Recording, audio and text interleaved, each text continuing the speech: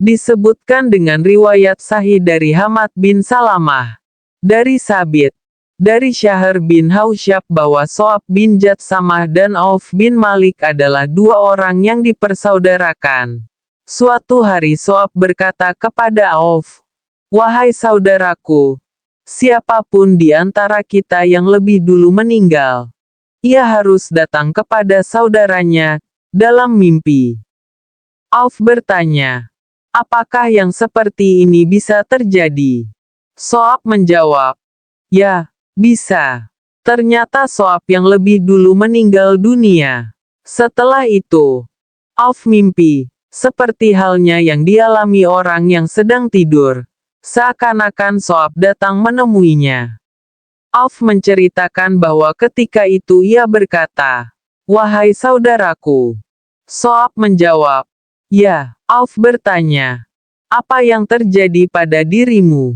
So'ab menjawab, "Allah telah mengampuni dosa-dosa kami setelah ada musibah itu."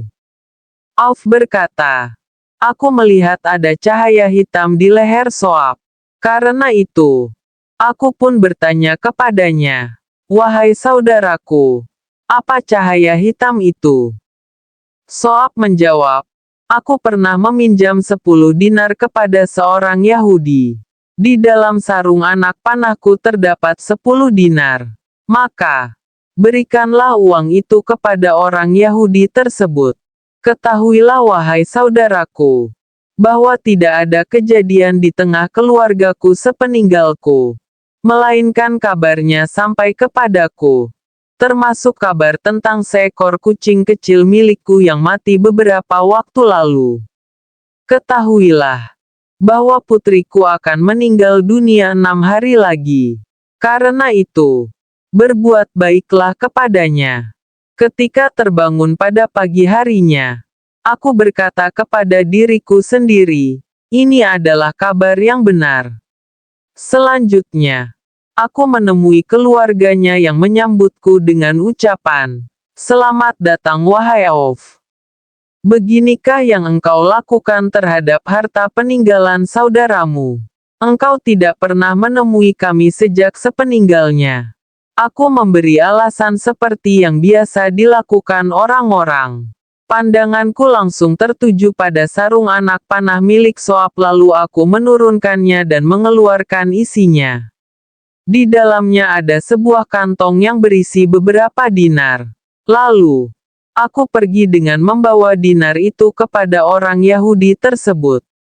Aku bertanya, "Apakah engkau mempunyai hak yang masih ada pada So'ab?" Orang Yahudi itu menjawab, "Semoga Allah merahmati So'ab. Ia adalah sahabat Rasulullah yang paling baik. Sebenarnya dinar-dinar itu pun miliknya." Maka aku berkata, "Ceritakanlah kepadaku perkara yang sebenarnya." Ia menjawab, "Ya, aku pernah meminjamkan 10 dinar kepadanya. Tetapi aku sudah merelakan uang itu. Demi Allah, memang segitu jumlahnya." Aku berkata, "Ini adalah kejadian yang pertama, sebagaimana yang dikabarkan dalam mimpi." Auf kembali menuturkan, setelah kembali kepada keluarga So'ab, ia berkata, "Apakah ada kejadian di tengah kalian sepeninggal So'ab?" Mereka menjawab, "Benar, ada kejadian ini dan itu." Auf kembali bertanya, "Cobalah kalian ingat, mungkin ada kejadian yang lain." Mereka menjawab, "Benar, seekor kucing kami mati beberapa hari yang lalu."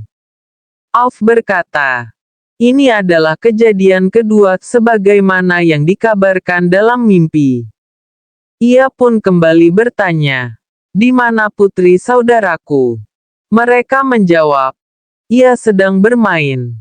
Selanjutnya, Auf mendekatinya dan menyentuh tubuhnya. Ternyata suhu tubuhnya sangat tinggi, maka ia pun berkata kepada mereka, "Berbuatlah yang baik kepadanya." Tepat pada hari ke-6, putri So'ab itu meninggal dunia. Ini semua merupakan tanda kefakihan pemahaman Auf bin Malik. Ia termasuk generasi sahabat. Ia melaksanakan wasiat So'ab bin Jatsamah sepeninggalnya dan ia menyadari kebenaran perkataan So'ab dengan adanya petunjuk yang berkaitan dengan apa yang dikatakan So'ab kepadanya lewat mimpi bahwa jumlah dinar itu 10 keping di dalam kantong anak panah. Namun, ia harus memastikan terlebih dahulu kepada orang Yahudi. Dengan begitu, Auf bisa memastikan permasalahannya. Dan barulah ia memberikan dinar itu kepada orang Yahudi tersebut. Hal demikian itu hanya akan dilakukan oleh orang-orang yang pintar dan cerdas. Mereka itulah para sahabat Rasulullah. Dikutip dari terjemahan kitab Ar-Ruh karya Ibnul Qayyim al-Jauziyah.